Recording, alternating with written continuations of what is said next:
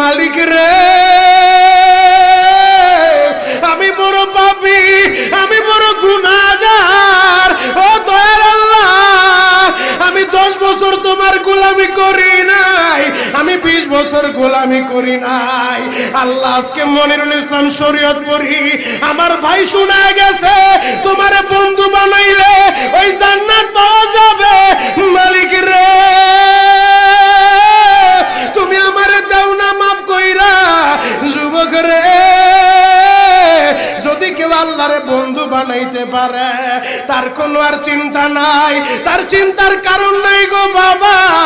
এ যুবক ভাইরা, দাড়ি পাকা বাবাজিরা, সবাই আমার দিকে একটা নজর তাকান।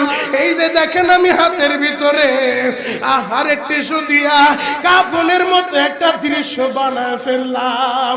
এমন একটা কাপড় আপনার শরীরে একদিন উঠে যাবে, আমার শরীরেও একদিন উঠে যাবে।